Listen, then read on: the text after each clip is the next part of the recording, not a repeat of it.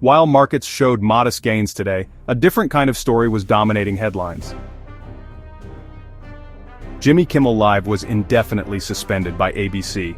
The suspension came after President Trump and his allies launched what critics call an anti-media blitz. According to scholars, this strategy is straight from a European strongman's playbook. Hungarian Prime Minister Viktor Orban used similar tactics to consolidate media control, weaponize the levers of government for partisan political gain, pressure privately owned media companies to toe the party line, using legal maneuvers, financial incentives, and public pressure campaigns. Trump is persuading companies to make changes that benefit his party. Free speech groups like the ACLU warned that the Kimmel suspension is part of a broad effort to silence critics. This is beyond McCarthyism, the ACLU said. Trump officials are repeatedly abusing their power to stop ideas they don't like, deciding who can speak, write, and even joke. ABC's capitulation represents a grave threat to our First Amendment freedoms, but how familiar is this story to those who've seen it before? Gabor Scheiring, who experienced Orban's power plays firsthand as a member of Hungarian parliament, told CNN that this story is very familiar.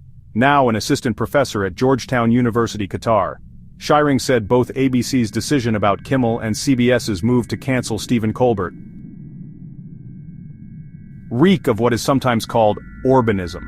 Orban weakened public broadcasting, muzzled independent media through autocratic carrots and sticks, and incentivized owners to fall in line.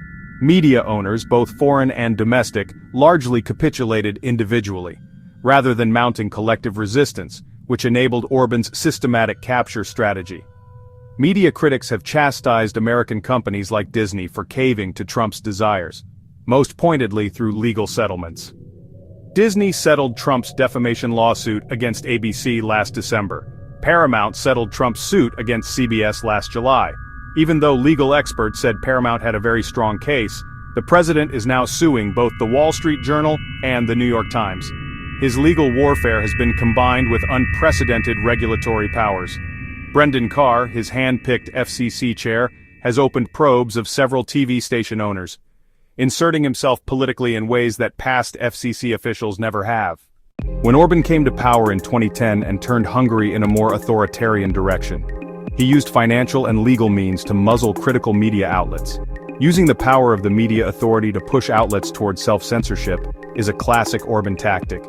And Carr's public threat to ABC about Kimmel feels very similar. At least two major TV station owners, Nexstar and Sinclair, decided to yank Kimmel's show from their stations. These station owners need FCC approval for pending deals, have positioned themselves as Trump administration allies. Orban systematically went after local outlets, buying them up directly. For owners of media outlets in the US, the financial incentives are clear.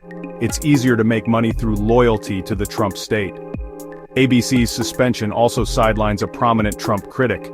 David Pressman, the most recent US ambassador to Hungary, wrote in the New York Times, "American corporations cling to an illusion that they can preserve independence while making deals with a strongman, just as Hungary's elite believed they could emerge unscathed. President Trump, like Orban, believes that everyone can be bought. America's elites are proving him right. There is a Hungarian phrase, van as a pens, there's always a price."